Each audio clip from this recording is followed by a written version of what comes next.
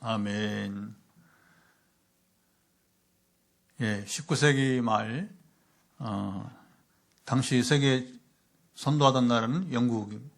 세계 최고 선진국은 대영 제국이라 이렇게 부르게 되었어요. 좀 교만하지만, 하여튼 자기들이, 해가 지지 않는 나라 이렇게 하면서, 당시 영국의 런던의 산업화가 절정에 이를 때입니다. 도시는 거대, 세계 최고의 도시 런던. 하지만 사람들의 삶은 점점 메말라 갔습니다. 공장들은 종일 연기를 뿜어내고 아름다웠던 템즈강은 검은 물길이 이제 되고 말았어요. 산업화의 결과, 그렇죠? 그리고 그 당시에는 이제 오늘은 주로 이제 우리가 석유, 그렇죠? 가스 시대인데 이제 전기차로 지금 가면서 전환기 좀 아직 주요 우리 연료는 화석 연료입니다. 그래서 이제 여전히 우리가 이제 기름과 가스 시대. 당시에는 19세기 말에는 석탄 시대, 석탄. 그러면 공장 굴뚝마다 여러분 상상을 해보세요. 물고기는 사라지고 아이들은 강가에서 병들어 갔습니다. 한 목회자 기록에 의하면 도시는 발전했지만 생명은 숨을 곳을 잃었다. 산업화로 인해서 특히 석탄, 화석연료 때문에 자연이 망가진 시대 이야기입니다. 그 시절 런던 변돌이 한 빈민가 골목에서 사람들만 아니라 새들도 사라졌습니다. 환경이 파괴되는 거죠. 쉴 나무도 없었고 나무가 온전히 못하니까 자연이 거기에 마실 물이. 하여튼 이 자연은 참 신기한 게 나무가 있어야 물이 흘러가고 당연히 그 물은 이제 강이 되어 흘러가게 되는 것이고 사람들에게 식수를 제공하고 그 다음에 농사를 짓기도 하고 또 공장에도 물이 얼마나 많이 필요해요, 그렇죠? 근데 나무가 이제 없어지니까 거기에 자연히 물도 이제 사라져 버리게 된 것입니다. 그런데 이상한 일이 일어났습니다. 도시 외곽에 버려진 땅에 누군가 작은 우물을 파기 시작했습니다. 아무도 주목하지 않았습니다. 신문에 실릴 일도 아니었습니다. 시간이 지나자 그 우물 주변에 풀이 돋기 시작했습니다. 새들이 날아오기 시작했고 자연은 그렇게 또 회복이 되는 겁니다. 아주 간단한 원리. 사람들이 모이기 시작했습니다. 도시는 여전히 혼란스럽지만 그 작은 우물 주변에서는 생명이 다시 숨쉬고 있습니다. 지금도 보면 여러분 우리 동남아시아, 캄보디아 그리고 이제 아프리카는 대다수가 선교사들이 가서 뭐 하냐면 첫 선교적 사역에서 중요한 건 이제 우물 파기.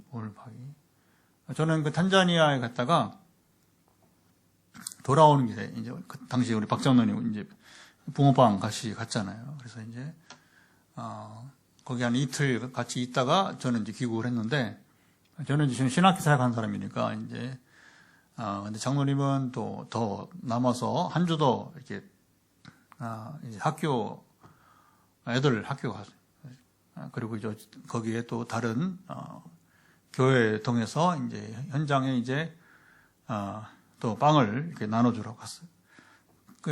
제가 이제 한 이틀, 실제로는 뭐 이틀이지만 제가 학교 같이 사역한 것은 하루인데 갔더니 진짜 우물을 파더라고요. 그래서 제일 중요한 아무데나 우물을 파면 안 되고 이게 그 우물 파는 비용이 많이 들어가요. 우리 돈으로 상당히 많이 들어갑니다. 그래서 이제 수백만 원 들어가요, 수백만 원. 그래서 빨리 이제 물이 올라오면 다행인데 안 올라오면 그렇잖아요. 기계가 작업을 하니까 우물 파는 기계가 계속 이렇게 큰 트럭에서 전기 같이 해서 드릴로 땅을 파는 거예요, 땅을. 그래서 이제 학교 아이들 되게 좋아하죠. 왜냐하면 이게 물이 없을 때는 어떻게 하냐면, 이제, 아프리카의 진풍경이, 두 가지가 보입니다. 하나는 뭐냐면, 아이들이 이렇게 바켓으로 물을 떠가는 거예요. 학교에 물이 없으니까. 바켓에, 여학생들은 머리 이고, 그리고 또 한 손에 뭘 가지고 가냐면, 나무를 가요, 나무. 점심을 해 먹어야 돼요. 점심을 해 먹어야 되니까, 거짓말 같은 얘기가 지금 아프리카에서. 제가 다 가보니까, 특히 탄자니아 쪽에, 모르겠어요. 제가 이제 우간다 쪽은 수도니까, 수도 지역은 뭐 좀 나은지 모르겠지만, 하여튼 탄자니아는 저 외곽에, 저 무안자라고 해서, 빅토리아 호수 쪽인데, 거기는 이제 매일 아이들이 물과 그 다음에 나무를 들고 가는, 얼마나 어려운, 그쵸? 제가 어릴 때 학교 다닐 때도 우리는 뭐 물을 떠가지는 않았어요. 도시락 들고 왔어도, 그쵸? 그렇잖아요. 우리가 뭐 물을 떠갑니까? 그렇죠? 나무까지 들고 가지 않았단 말입니다. 참 이게 어려운 거죠. 물이 없기 때문에. 그러니까 어쨌든 사람이 사는 이 생태계는 그렇게 해서 이제 회복이 되는 겁니다. 그래서 이제 우물을 당연히 지금은 당연한 거잖아요, 그렇죠? 물이 없다. 강물이 뭐 그냥 완전 썩어서 쓸 수 없다. 그러면 강에서 떨어진 곳에서 오염이, 그렇죠? 이게 오염이 안 된 곳에서 그게 당연한 거죠. 우물을 파면 거기에서 이제 그 물을 통해서, 그렇죠? 사람이 먹고 또 농사도 할 수 있게 되는 거잖아요. 자, 그때 사람들은 우리가 이렇게 큰 도시를 만들었는데 왜 생명은 사라졌을까? 누가 이 도시를 살릴 수 있을까? 도대체 생명은 어디에서 다시 시작되는가? 질문했어요. 이 질문 오늘 우리의 여러분 질문이기도 하는 것입니다. 우리는 충분히 발전했는데 왜 이렇게 지쳐갈까? 요즘처럼 우리는 열심히 살아왔는데 왜 사람들 마음은 점점 메말라 가기만 할까? 누가 이 삶을, 이 세상을, 이 생명을 책임지고 있는 걸까요? 자, 오늘 시편 104편의 시인은 이렇게 노래를 시작합니다. 자, 1절 말씀을, 노래죠. 1절 노래를 다시 한번 읽어보도록 하겠습니다. 내 영혼아 여호와를 송축하라. 여호와 나의 하나님이여 주는 심히 위대하시며 존귀와 권위로 옷 입으셨나이다. 시인은 하늘을 여기 올려다 보았습니다. 오늘 104편 읽을 때 시인의 시선을 우리가 주목을 해야 돼요. 시작은 그가 땅을 바라보지 않고 어디를 봤다? 하늘을 여러분 봐왔습니다. 빛을 옷처럼 입으시고 구름을 타고 다니시며 하나님이 이제 그렇죠. 하나님이 이제 살아서 움직이시는 이야기들이죠. 바람을 사자로 삼으시는 하나님. 그리고 이 하늘의 운행을 보면 한마디로 웅장합니다. 아주 어미하신, 그렇죠. 아주 위대하신 하나님 통치를 볼 수가 있습니다. 너무 웅장해서 오히려 이런 생각이 우리가 스쳐 여러분 지나갑니다. 이렇게 크신 하나님이 내가 겪고 있는 이 작은 삶을 정말 보시고 계실까? 그래서 자 여기 주목해 보세요. 그러니까 신관 하나님 신이 어떤 분인가 했을 때에 우리는 너무 차이가 나. 그 위대하신 우리 주님을 찬양하잖아요. 하나님을. 그러니까 이 신과 그다음에 피조물 우리 사람들 사이에 이 간격이 차이가 많이 여러분 있다고 하는 겁니다. 그때 그렇게 생각할 때에 좀 하나님은 너무 작은 그 시인들은 먼지라고 하잖아요. 우리 인생이 우리 인생이 먼지와 같다. 그러니까 이 먼지 같은 나를 정말 하나님은 보고 계시나 할까? 자, 5절 노래로 한번 가봅니다. 자, 5절 노래 가보면 또 이렇게 노래하는데 같이 읽어보도록 할까요? 5절을 띄워주세요. 땅에 기초를 놓으사 영원히 흔들리지 아니하게 하셨나이다. 하나님의 통치는 사람들과 자연이 자 보세요. 안전하게 살 수 있도록 자 여기 중요한 건 물의 한계를 정하셨습니다. 그 인류와 이 자연을 위협하는 최고가 뭐냐면 극단인데요, 극단. 하나는 물이 너무 많으면, 물이 넘치면 이게 홍수죠, 홍수. 노홍수처럼. 홍수가 일어나면, 이게 사람도 짐승도 그렇고. 비가 너무 많이 오면 이제, 또 반대로 극단인데요. 비가 없으면, 가물어. 물이 없으면 또 한계가 오는 거예요. 사람도 씨름하지만 짐승들도 씨름하고. 사람들은 어쨌든 아까 지하수 우물 파서라도 사람은 살잖아요. 짐승은 할 줄 모르잖아, 그렇죠? 코끼리 정도 되면 이제 강가에 나가서 원래 물이 흐르던 곳이니까 그 물이 이제 그 땅 속에 모래 속에 이렇게 흘러가잖아요. 그러니까 이제 코끼리는 오래 살고 지혜로우니까 건기에 어디서 가면 물이 있던, 그러니까 이제 잡아서요. 코끼리가 움직이는 걸 따라서 물을 찾는 동물들이 같이 따라갑니다. 그게 학습이 됩니다, 학습. 전에 말씀드렸지만, 여러분 얼룩말이 비가 오는 방향을 찾아서 움직인다겠죠, 그렇죠? 그러면 그 작은 소떼들이 따라서 같이 움직이는 거예요. 왜? 얼룩말이 가이드. 그래서 이 짐승들은 특별히 이 풀을 초식동물들은 이제 그게 중요한 거죠. 비가 오는 곳 가서야 풀이 자라서 신선한 풀을 먹어야 사니까 그것도 엄청난 아프리카에 여러분이 그 대자연에 셀 수 없는 수십만 마리 또 100만 마리 이상 그게 다 먹고 지나가야 되니까 참 하나님은 여러분 정말 위대하신 사람만 짐승도 안전히 살게 하신 것입니다. 할렐루야.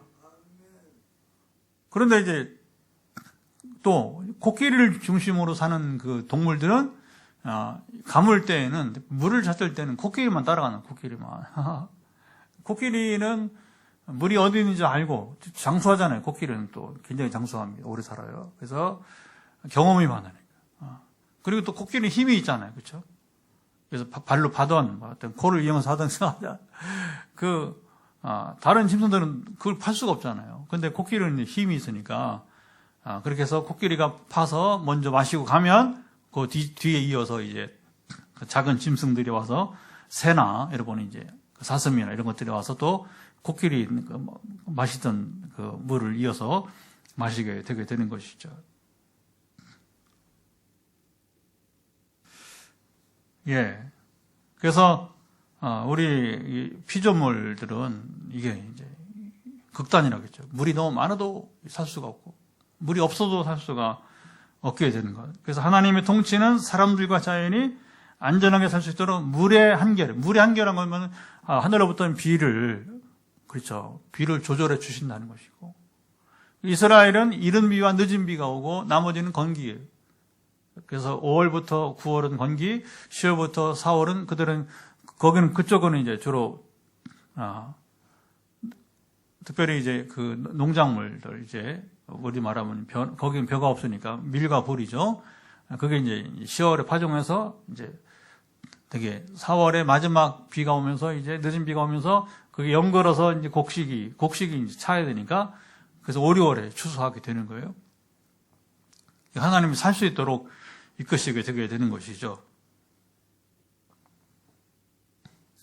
자, 시인은 여기 보면 이렇게 하나님을 보게 되는 것입니다. 자, 물이 모래, 해안을 넘지 않도록 명령을 여러분 내리시게 됩니다. 그러니까 물이 또 하늘에서 비가 너무 많아도 문제가 한계가 필요하고, 또 바닷물이 여러분 요즘 해일 지진 나면 해일이 일단 지진 나면 특별히 해상에서 이게 지진이 나면 해변에서 여기 지진이 나면 당장 요즘은 해일 대피를 시키고 일본 사람들 당하니까 이제 일본 특별히 잘 훈련되어 있습니다. 그러니까 일본이 우리도 이제 동해안 쪽에 그렇죠?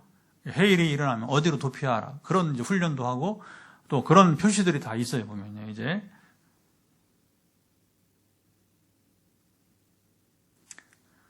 세계는 질서 정연하게 되었습니다. 기초는 무너지지 않게 하시고, 이게 하나님 통치예요. 하나님 통치. 하나님은 세상을 창조만 하지 않으시고 지금도 여러분 역사를 운행하십니다. 하나님 여러분 이제 역사를 움직이고 계신 거예요. 안 그러면 우리 사람들이나 짐승들이, 피조물들이 도무지 여러분 살 수 없게 되는 것입니다. 삶의 기초는 근데 우리는 하나의 통치는 그렇게 이루어지는, 실제로 우리 인간, 우리 사람들이 살고 있는 세상은 어떠냐 하는 것입니다. 전혀 다른 여러분 풍경이 우리 가운데 있다는 거예요. 삶의 기초는 흔들리고 예상하지 못한 물이 경계를 넘고 감당하기 어려운 일들이 한꺼번에 밀려오기도 여러분 합니다. 여기서 이런 질문이 생깁니다. 정말 세상에는 질서가 있는, 하나님이 통치하시는 질서가 있는 것일까? 내 삶도 그 질서 안에 있는 것일까? 그러면서 시인이 자연 위로 하나님을 보다가 뭐냐면 이제 이 눈을 하늘이 아니라 땅으로 이제 보게 됩니다. 그래서 10절 말씀을, 시선을 낮추는데 10절을 한번 읽어보도록 하겠습니다. 10절 노래는 이렇게 노래합니다. 여호와께서 샘을 골짜기에 솟아나게 하시고 산 사이에 흐르게 하사. 자, 시인은 하늘이 아니라 골짜기를 보았어요. 골짜기에 샘이 흐르고 들짐승이 물을 마시고 공중의 새들이 그 곁에서 노래합니다. 우리 이렇게 생각합니다. 이제 자연 이야기, 이건 자연의 이야기 아니냐. 이게 내 삶과 무슨 상관이 있지. 우리 인생들은 어디에 관심이 있어요? 먹고 사는 문제, 건강 문제, 이 병든 몸, 불안한 미래 앞에서 여기 골짜기의 샘 이야기는 이제 멀게만 느껴지게 되는 것이죠. 자, 14절 노래로 가봅니다.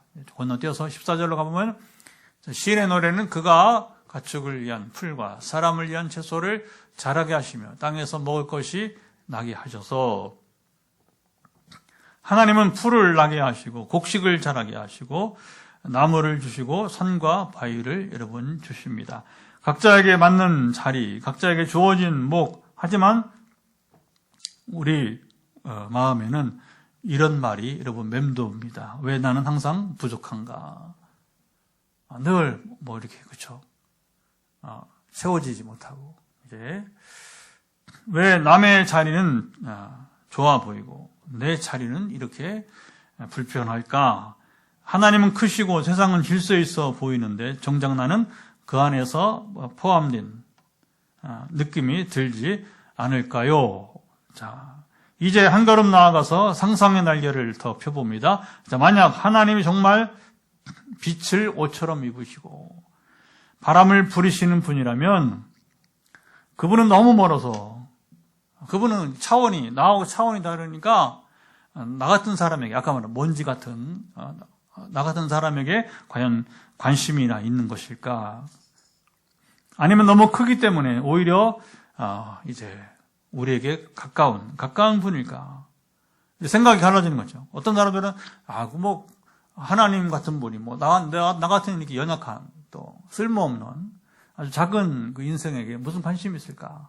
그러나 또 한편에서는 다른 사람들은 뭐냐면 오히려 하나님은 그렇게 이제 위대하시기 때문에 그 위대하신 하나님이 바로 우리랑 가까이 계시다 이렇게 하는 것이죠.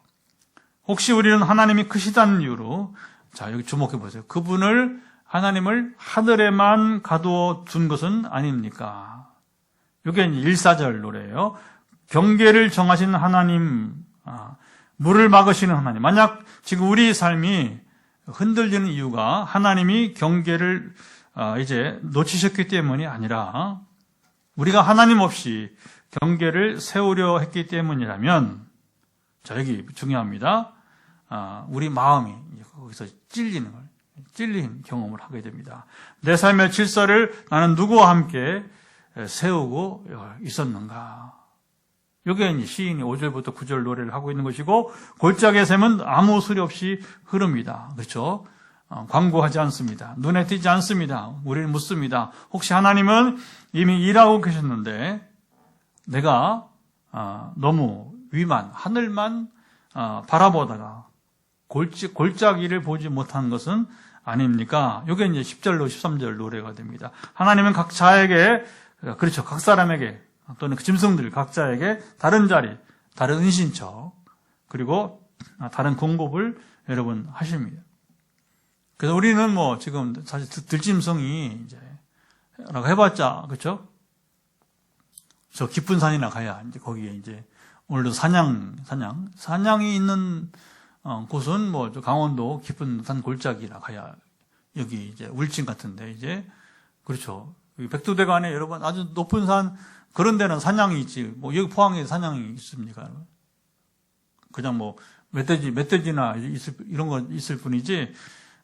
우리는 사실은 이제 지금은 많이 자연이 훼손된 거죠. 옛날에는 뭐 우리나라도 이제 호랑이도 있고 또 이제 뭐 사자는 없었지만 한국 표범도 있고 이제 그랬는데 뭐 지금은 그런 게 없잖아요.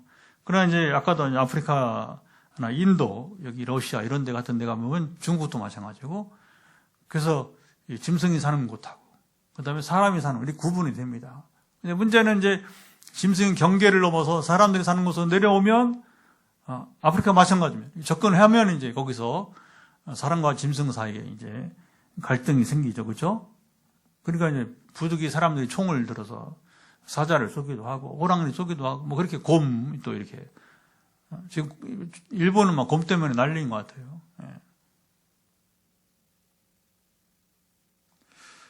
예, 그렇게 해서 이렇게 보면 하나님은 각기 그렇죠.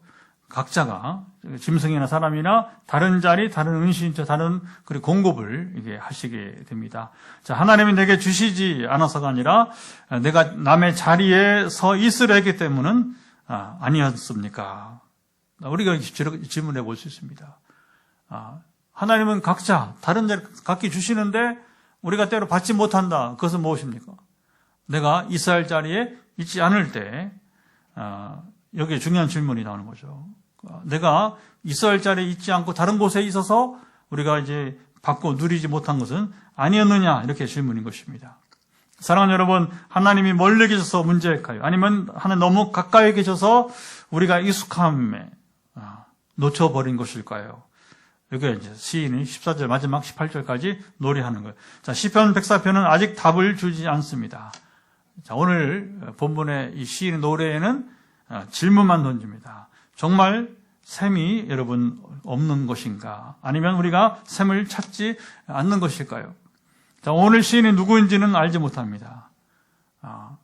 앞서서 103편은 이제 다윗의 노래였는데 다시 104편은 익명, 무명이에요. 누가 졌는지 모릅니다. 그래서 가끔 보면 주석에 성경은 익명인데 무명인데 뭐 굳이 막 이렇게 저자를 말하려고 그러면 무리하는 굳이 그렇게 이제 할 필요가 없게 되는 거죠. 시인이 한 행동이 중요합니다. 질문들 앞에서 시인은 여기 보면 특이하게도 설명하지 않았어요. 논쟁하지도 않았습니다. 대신 시선을 옮겼습니다. 자, 1절에서 시작은 시인은 이게 중요한 겁니다. 하늘을 올려 보았다는 것입니다.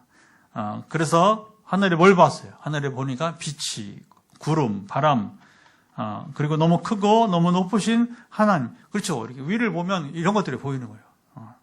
다음 시인은 계속 하늘만 바라보지 않았습니다. 자, 이걸 주목해 보세요. 시인은 계속 하늘만 바라보지 않았다는 것입니다. 시인의 시선은 하늘에서 어디로 내려왔어요? 아까 10절 이하 읽어봤는데 골짜기예요. 골짜기로 여러분 시선이 내려왔습니다. 여기 중요한 거 깨닫게 됩니다. 시인은 이렇게 말하지 않았습니다.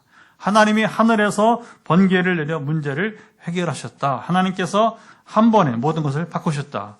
아니요. 이렇게 노래하지 않았습니다. 하나님은 골짜기에 샘을 두셨습니다. 조용하게 눈에 띄지 않게 그리고 멈추지 않고 흐르는 샘. 문제는 샘이 없었던 것이 아니라 우리가 하늘만 보느라 골짜기를 보지 못했다는 거. 이게 노래예요. 노래. 잘 들으세요. 우리가 하늘만 바라보면 막상 하나님은 그 골짜기에 이 샘을 통해서 우리에게 주시는데 우리는 계속 하늘만 바라보고 있다. 그러면 뭡니까? 하나님 주신 것을 우리가 놓칠 수 있다고 보지 못하는 거죠. 우리 삶으로 적용해 보면 우리는 보통 이렇게 생각합니다. 큰 변화가 있어야 살 것 같다. 상황이 완전히 바뀌어야 숨을 쉬겠다. 하늘에서 뭐라도 떨어져야 희망이 생기겠다. 그런데 시인은 노랬습니다. 하나님은 큰 소리로 오시지 않고 어떻게 한다? 작은 샘으로 오신다. 여러분, 우리가 그런 거예요. 기도할 때는 하늘을 바라보지만 일상생활에서는 뭡니까? 우리가 골짜기, 샘을 바라봐야 합니다. 이 시인의 노래는 그런 거예요. 우리 삶에 어떻게 하나님께서 지금 우리에게 여러분 이제 공급하시고 그리고 허락하시는지를, 주시는지를 여러분 보고 우리가 누려야 된다고 하게 되는 것이죠. 다시 런던 이야기로 돌아가 보면 그 도시를 살린 것은 새로운 공장도 아니었고 더 큰 건물, 대형 빌딩이 여러분 아니었습니다. 아무도 주목하지 않았던 작은 우물 하나였습니다. 그 우물 하나로 풀이 살아나고 새가 돌아오고 사람이 다시 모여들게. 그러니까 사실은 그 산업화 후에 그 사람들은 다시 정신을 차리잖아요. 그렇죠? 그래서 우리 청계천, 서울의 청계천 살리듯이 그 자연이 이게 사람이 사는 게 그렇잖아요. 막 하천이랑 막 똥물이고 막 옛날에 그랬잖아요. 막 산업화 한참 할 때. 그러나 이제 산업화가 한번 지나간 다음에 그렇죠? 전자시대, 그 다음에 AI 시대가 되다 보니까 이 삶의 질을 높여보려고 환경을 바꾸잖아요. 그렇죠? 여기 포항도 그렇지만 아주 작은 여러분 이 도시, 작은 그 읍 단위에 가더라도 보면 다 이렇게 사람들이 운동할 수 있도록 이렇게 그 개천가에다가 그렇죠? 그래서 이렇게 걸어갈 수 있는 사람들이 자전거도 탈 수 있는 자전거도로 또 사람이 또 걸어 다닐 수 있는 사람들이 여러분 운동할 수 있는 운동 공간을 주기도 하고 그러면서 물은 깨끗하게 그죠? 물이 깨끗하게 흘러가도록 지금은 어느 도시 가든지 다 그렇게 하고 있는 거 우리가 여러분 볼 수 있지 않습니까? 근데 그건 런던, 영국은 벌써 그것이 우리보다 훨씬 먼저 산업화를 경험했기 때문에 이제 말하자면 이제 훨씬 먼저 경험을 하고 있었던 것입니다. 오늘 시인의 노래는 여러분 묻기만 합니다. 혹시 하나님은 이미 우리 삶의 골짜기에 작은 샘을 두고 계신 것은 아닐까요? 문제는 하나님이 일하지 않으셔서가 아니라 우리가 너무 큰 것만 기대하며 작은 흐름을 놓치고 있었던 것은 아닌가 이렇게 질문하는 것입니다. 시인은 답을 주지 않았습니다. 분명히 한 가지는 보여줍니다. 하나님은 멀리 계신 분이 아니라 이미 골짜기에서 우리 가운데 일하고 계신 분이라는 것입니다.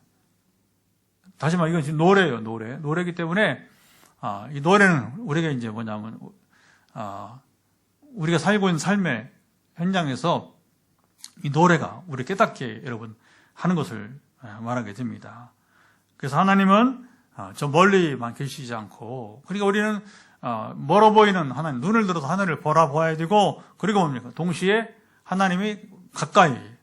이거는 뭡니까? 하나님 멀리 계시다는 건 뭐야? 하나님과 우리 차별성을 말하는 것이고 그러나 그 차별된 가운데서도 하나님 우리 가운데 여러분 함께 일하고 계신 분이니까 내 삶에 여러분 환경들을 내 마음부터 환경들을 이렇게 여러분 잘 돌아보라고 하는 것입니다. 아멘.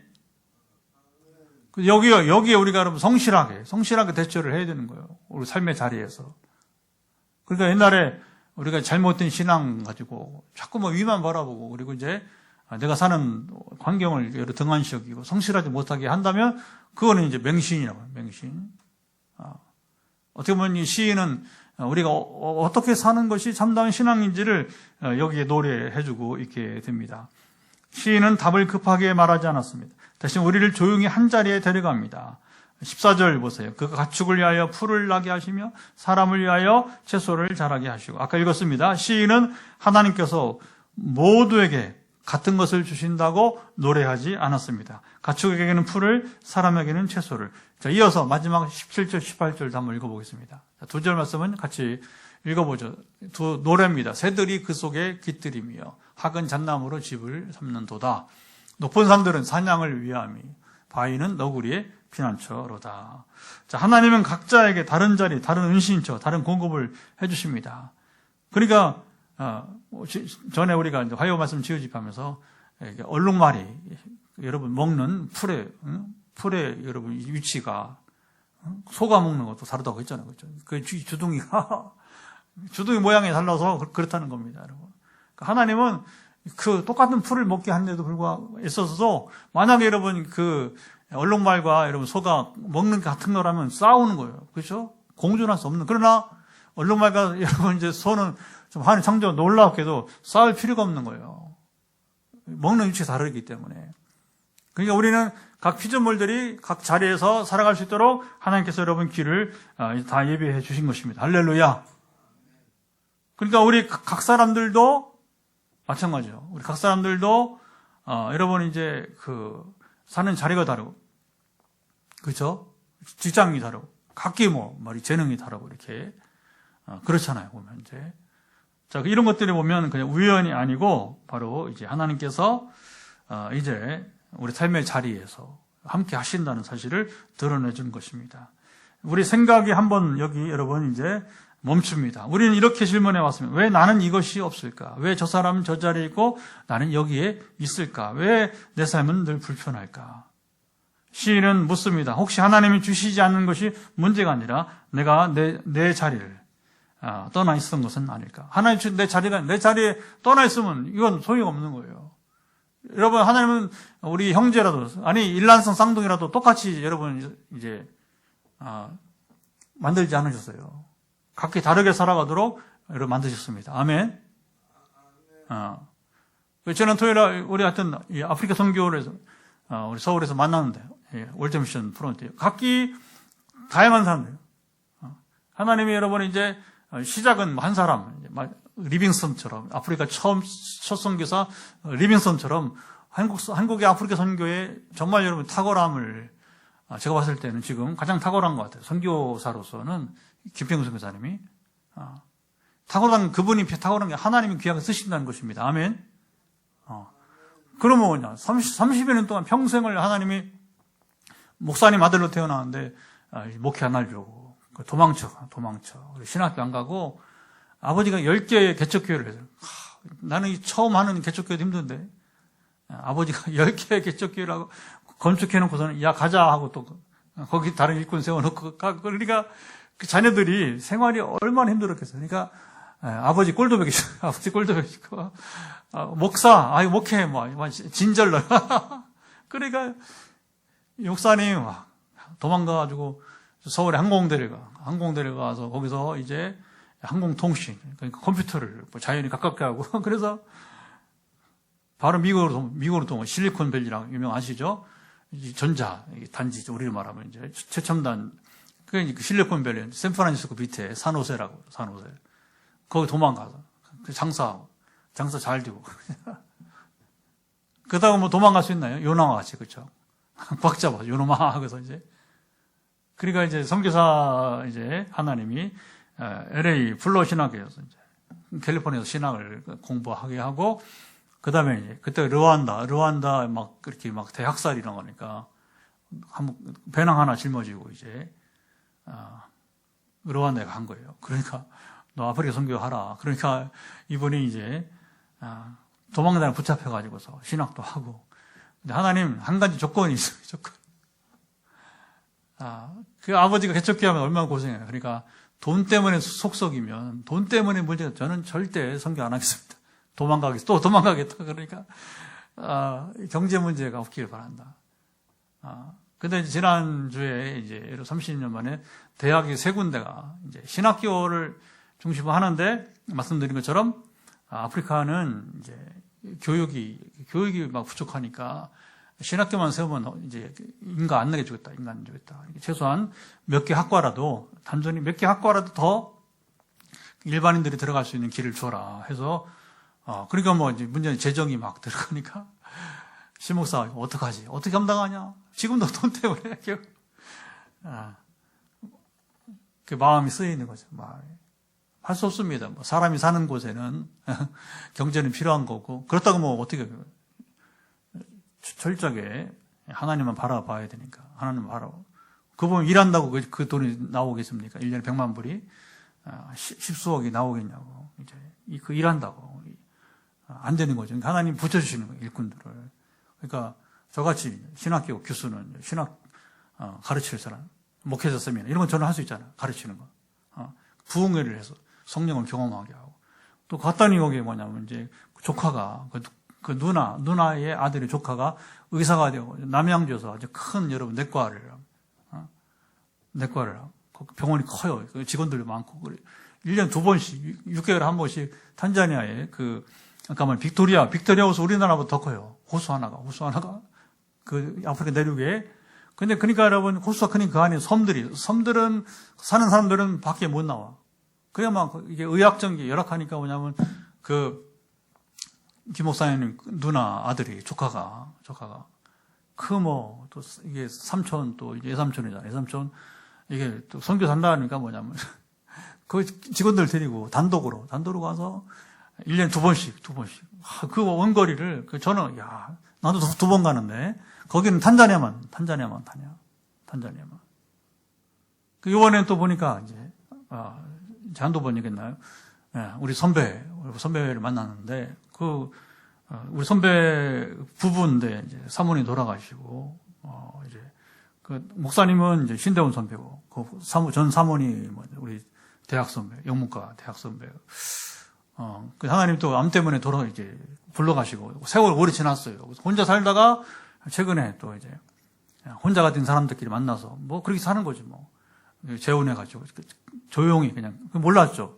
재혼해가지고 이제 소개를 하면서 이번에 저 아내입니다 하면서. 근데 이제 간호학, 보건학이래요. 보건학.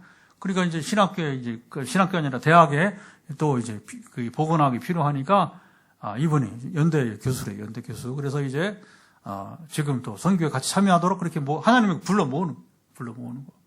그다음에 이제 이영규 장로라고 하는 서울 강남 쪽에 그 노예 정치도 잘하고 출판사도 하고 하는 분이 있는데 그분이 중심으로 해서 글로벌 레드라고 하는 학교에서는 돈이 많이 들어가니까 하나님께서 이 기업하는 사람들이 붙여줘가지고 글로벌 레드라고 하는 이제 글로벌 레드가 뭐냐면 이제 말하자면 세계의 교육을 담당하는. 그러면 학교 건물 질 때마다 글로벌 레드에서 돈을 대줘서 지금 막 건물을 지금 대학 3개잖아요. 루안다, 탄자니아, 그 다음에 우간다에 3개 대학이 있으니까 그 건물을 줘주고, 그러면 돈이 필요해요. 글로벌 레드가 돈 들여서 해마다 방문자들을 데려가서. 그 장로님 잘 알아요. 제 책을 출판해 줬기 때문에. 그래서 이제, 그 장로님 여기 웬일이냐고, 2년 전인가요? 이게 부름. 사업가를 부르시고, 교수를 부르고, 또 이제, 그 신학교만 아니고 일반 학과도 지금 하라고 하니까 그래 IT 전공한 사람 또 한국어 지금 한류 때문에 한국어 그러니까 이렇게 모여드는 겁니다. 그래 하나님이 불러 주시는 거죠. 부름이 다 다른 겁니다. 그러니까 우리는 나하고 남을 비교할 필요가 없는 거예요. 여러분 제가 사는 인생을 다른 우리 동기 목사님이라고 해서 절대 할 수가 없어. 그러니까 우리 오천께 우리 박성공 목사님이 지난번에 남아공 갈 때 이렇게 한 50만 원 후원해 주면서 이거 신목사나 하는 일인데 날 못하니까 헌금으로 함께 하겠다. 할렐루야. 포항에서 유일하게 포항에 선교 간다고 처음으로 받아봤어요. 우리가 비교할 필요가 없어요. 그러니까 우리는 부름을 따라서 여러분 그냥 살아가면 되는 것입니다. 시인은 이렇게 묻습니다. 혹시 하나님의 주시지 않는 것이 문제가 아니라 내가 내 자리에 떠나 있던 것이 아닐까? 아주 쉬운 그림을 한번 떠올려 보세요. 새가 바위를 불어한다면 새는 어디서 살아야 돼요? 바위에서 안 살아요. 새는 나무에서 사냥이 나무 위로 못 갑니다. 사냥은 어디 있어요? 사냥이 바로 바위 위에 있어요. 바위 위에. 사냥은 이제 이 발이 특이해서 보통 짐승이 못 올라가는 바위 틈을 이렇게 사냥이 다녀요. 그걸 참 신기합니다. 그거 보면 이제 그러니까 너구리나 사냥 이런 것들이 이제 바위 틈에 있는 거예요. 새는 바위에 있을 수가 없습니다, 여러분. 나무 위에. 그러니까 우리가 왜 실패하는지 생각해 볼 필요가 있는 거예요. 내가 나무에 있어야 되는데 바위로 가려고 하고 나는 바위에 있어야 되는데 나무로 올려가고 이렇게 하면 안 된다는 것입니다. 이것은 능력의 문제가 아니라 자리, 나의 위치 문제입니다. 하나님은 부족하게 주신 분이 아니라 각 존재에게 맡겨 주십니다. 하나님이 멀리 계셔서 내 삶이 흔들리는 걸까요? 아니면 하나님은 가까이 계셨는데 내가 계속 남의 자리에 서 있으려 했던 것은 아닐까요? 이거 오늘 이런 설교 처음 해봐요. 이런 본문을 처음 만나요. 전에 이걸 가지고 제가 치유 집회를 했어요. 근데 그때는 우리 화요 집회, 화요 치유 집회는 그 치유를 목적으로 한 거니까 깊이 이렇게 다루지 않았어요. 중요한 거 한번 뽑아서, 그죠? 치유에 도움이 돼요. 그러나 지금은 금요일과 주일은 우리가 말씀을 우리가 세세하게 깊이 묵상하며 나누는 것이니까 이렇게 우리가 이제 의미를 알고 적용을 해보는 것이 됩니다. 하나님이 뭘 내게 줘서 내 삶이 흔들리는 것일까요? 아니면 하나님은 가까이 계신, 다시 반복해보면 내가 계속 남의 자리에 서 있으려 했던 것은 아닌가. 사랑하는 여러분, 시인은 이렇게 속삭입니다. 하나님은 여전히 질서를 세우고 계시고, 하나님 여전히 공급하고 계시고, 하나님 여전히 각 사람을 위한 자리를 여러분 이제 하나님은 알고 계셔요. 다 알고 계셔요. 문제는 셈이 없는 것이 아니라 내가 자리를 잃어버린 것일지도 여러분 모른다는 겁니다. 시인은 이렇게 여러분 묻습니다. 정말 하나님이 일하지 않고 계신가? 아니면 하나님은 이미 일하고 계셨는데 우리가 그 자리에 서 있지 않았던 것은 아닌가? 자, 여호와께서 샘을 골짜기에서 솟아나게 하시고 10절입니다. 산 사이에 흐르게 하사. 이 말씀은 하나님이 내려오시는 방향성을 노래합니다. 자, 그것은 바로 하늘에서 어디로? 골짜기로. 하늘에서 하나님이 비를 주셔야 골짜기에 물이 흐르는 거예요. 이 방향성, 하늘에서 골짜기로. 사람들이 올라가 하나님께 이르는 이야기가 아니라 하나님 낮은 곳으로 내려와 생명을 살리는 이야기가 여러분 되는 것입니다. 사실은 그렇습니다. 우리가 뭐 할 수 있는 것이 대단히 많아 보이지만 하늘에서 주시지 않으면 우리는 아무것도 할 수 있는 게 없습니다. 단지 여러분 우리가 소위 말 영혼 구원, 우리 영적인 구원만이 아니라 우리 삶 자체가 여러분 그렇지 않습니다. 지금도 그렇잖아요. 비가 안 오면 아무것도 할 수가 없어요. 그렇죠? 그래서 우리가 뭐 최근에 강릉 생각나잖아요. 강릉 가뭄. 응? 비가 뭐 희한하게 포항도 비가 많이 오는 편은 아닌데 오늘 오랜만에 그렇죠. 그래서 비가 오고 이렇게 땅이 젖고 이렇게 하는 걸 보는데 그러니까 여러분 이게 참 그런 겁니다. 방향성. 하나님이 낮은 곳으로 내려와 생명을 살리시는 이야기. 오늘 노래는 놀라운 복음입니다. 위에 계신 하나님이 아래로 내려오셔서 생명을 주십니다. 우리가 할 수 있는 게 아무것도 없으니까 하나님이 친히 내려오셔서 우리 생명을 구원하신 것입니다. 성령신 하신 하나님의 아들 이야기입니다. 말씀이 육신이 되어 우리 가운데 거하시며. 시작. 말씀이 육신이 되어 우리 가운데 거하시며. 말씀이신 하나님의 아들이 사람의 몸을 입고 이 땅에 우리 가운데 거하시게 되었다. 바로 이 말씀을 예언한 이 시편에는 이런 예언들이 많아요. 복음은 우리를 살아남게 하는 것이 아니라, 다시 한번, 복음은 우리를 살아남게 하는 것이, 살게 하는 것이, 우리를 살리는 원동력, 단지 생존하게 하는 게 아니라 우리를 이렇게 삶에 이게 지금 생명의 근본을 여러분 이제 있게 하는 것입니다. 13절 다시 볼까요? 한번 13절 보면 이렇게 제가 읽을게요. 그가 그의 누각에서부터 산에 물을 부어주시니 주의 일에 결실이 땅에 가득하도다. 14절 그 가축을 위하여 풀을 나게 하시며 사람을 위하여 채소를 자라게 하시고 15절 사람의 마음을 기쁘게 하는 포도주와 얼굴을 윤택하게 하는 기름과 사람의 마음을 힘있게 하는 양식이다. 자, 이 말씀들은 단순한 생존이 아니라 여기 보세요. 기쁨, 회복, 힘. 시작. 기쁨, 회복, 힘. 기쁨은 포도주, 회복은 기름, 힘은 양식. 이게 뭡니까? 다 하늘로부터 하나님께서 우리에게 주시는 것입니다. 예수님도 내가 온 것은 양으로 생명을 얻게 하고 더 풍성히 얻게 하려는 것이라. 요한복음 10장 10절 시작. 내가 온 것은 양으로 생명을 얻게 하고 더 풍성히 얻게 하려는 것이다. 사랑하는 여러분, 오늘 시인은 우리에게 이렇게 말하지 않았습니다. 잘 들으세요. 문제가 곧 사라질 것이다. 삶이 금방 쉬워질 것이다. 이런 얘기는 성경에 안 나와. 오늘 시인도 그렇게 노래하지 않았습니다. 하나님은 일하고 계신다. 눈에 띄지 않게 조용히, 그러나 멈추지 않고 샘은 하늘에서 떨어지지 여러분 않습니다. 골짜기에서 솟아났습니다. 우리가 하늘만 바라보며 왜 아무 일도 일어나지 않느냐 묻는 동안 하나님은 여러분 이미 우리 삶의 가장 낮은 자리에서 생명을 흐르게 하십니다. 시인은 여기 설명 끝에서 이렇게 노래했습니다. 내 영혼아 여호와를 송축하라. 그런 길게 말하지 않고 뭐냐면 딱 이제 내 영혼아 여호와를 송축하라.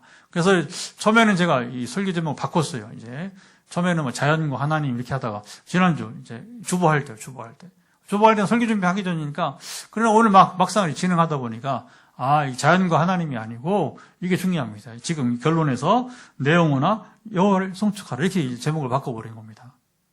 이 노래는 문제가 다 해결되어서가 아닙니다. 형편이 좋아져서 아닙니다. 샘의 근원이 하나님이라는 사실을 알게 되었기 때문에 바로 시인은 내 영혼아 이렇게 시작하는 여호와를 송축하라. 생명이 흐르는 곳에는 반드시 변화가 일어납니다. 사랑하는 여러분, 샘이 흐르면 여러분 변화는 일어나는 거예요. 풀이 살아납니다. 새가 돌아옵니다. 사람이 다시 모입니다. 오늘도 마찬가지입니다. 여러분 메마른 마음에도 우리 흔들리는 삶에도 자기 자리를 잃어버린 우리에게도 하나님은 샘을 여러분 두십니다. 그래서 우리는 이렇게 기대합니다. 오늘 당장 모든 것이 바뀌지 않아도 삶의 골짜기 어딘가에서 이미 생명을 다시 시작되고 있다는 것을요. 우리는 다시 이렇게 고백 여러분 합시다. 내 영혼아 여호와를 송축하라. 오늘도 나를 살리시는 분은 여호와 하나님이시다. 사랑하는 여러분, 하늘만 바라보지 말고 하나님이 이미 샘을 두신 여러분의 살고 있는 골짜기를 여러분 돌아보십시오. 이 시간 우리가 함께 이 말씀을 따라서 같이 1시간 딱 지났습니다. 같이 기도했으면 좋겠습니다. 무엇을 기도할까? 여러분 이제 오늘 충분히 설명을 했으니까 오늘 시편 104편 말씀을 가지고 같이 기도합니다. 하나님 아버지 이 시간에 이제 말씀을 나누고 기도하게 됩니다. 시편 말씀이 때로는 어렵게 느껴지고 사실은 쉽지가 않습니다. 그러나 노래이고 상징하는 바가 무엇인가를 깨달아 알 때에 우리 얼마든지 또 이제 이 말씀을 이해하고 우리 삶에 적용해 갈 수가 있게 되는데 우리가 누리는 말씀이 되게 도와주시고 그래서 우리는 하나님께서 각기 다른 삶의 자리를 주신 것을 깨달아 알게 하시고 다른 사람을 따라 하려고 하지 말고 나에게 주신 자리에 서 있게 하시고 남의 자리에 있다가 하나님 주신 것조차 놓치지 않게 도와주시기를 원하오며 하나님 아시죠? 그래서 이 시인처럼 내 영혼아 여호와를 송축하라. 주님 우리가 할 것은 주님을 찬양하는 것이고 그리고 하늘만 바라보지 말고 우리 골짜기를 우리 삶의 자리를 돌아보게 도와주시고 나의 자리에 서 있으므로 하나님께서 오직 나에게 주신 것을 받아 누리며 나를 이 땅에 보내신 뜻을 이뤄가는 멋진 생애가 되게 도와 주옵소서. 다시 여러분 주말이고 또 주일을 준비합니다. 자, 이제 대림절 벌써 이제 한 주 한 주 가죠. 이번 주가 3주가 되고 그 다음 주가 이제 4주 성탄절. 금방 또 성탄과 우리가 송구영신도 맡겨야 되는 이렇게 시즌이 되고 있습니다. 그래서 대림절은 우리가 신앙 훈련인데 이미 오신 성탄의 주님을 기다리면서 또 더불어 다시 오실 주님을 우리가 준비하는 귀한 여러분 이 시즌입니다. 그래서 우리가 깨어 있도록 이렇게 기도하시고요. 또 오늘도 여러분 머리끝부터 발바닥까지 연약한 부분들을 터치하시고 하나님께서 만져주시기를 선포할 때에 오늘도 기적은 임하기를 간절히 소망합니다. 하나님 아버지 우리 한 번 더 기도하는 것은 이제 지금 시즌이 대림절 두 번째 주, 또 내일 모레 주일에는 세 번째, 3주, 그 다음 주가 4주, 그리고 성탄절로 이어지게 됩니다. 하나님 세월이 이렇게 유수 같아서 물처럼 쉬지 않고 흘러가서 벌써 이제 송년을 또 이제 우리가 기다리는 때가 되었는데 대림절은 사순절만큼 중요하게 우리가 귀한 훈련에 아버지 하나님 참으로 기회로 보고 있습니다. 그래서 우리가 깨어있는 삶, 사순절만큼이나 대림절에 깨어서 하나님 원하시는 삶으로, 기뻐하시는 삶으로 나아가게 도와주시고 우리가 이제 항상 구분된 삶 속에서 살아가는 삶의 여정이 복되게 하시고 주여 지켜 주옵소서.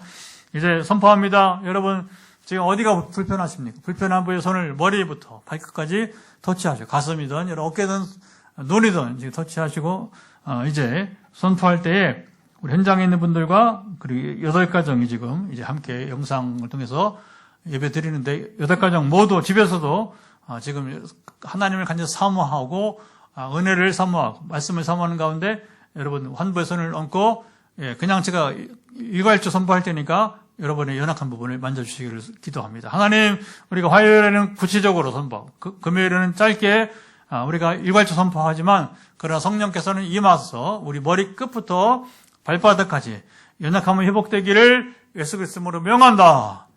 주님 아멘으로 화답할 때에 팔이든 눈이든 지금 여러분 우리 현장과 가정에서 지금 몸을 터치하고 있는 부분들마다 예수 그리스도로 명한다. 연약함은 회복될지어다. 통증은 사라질지어다. 모든 염증부터 시작해서 각 종류의 지금 안고 있는 연약함은 회복되기를 예수 그리스도로 선포합니다.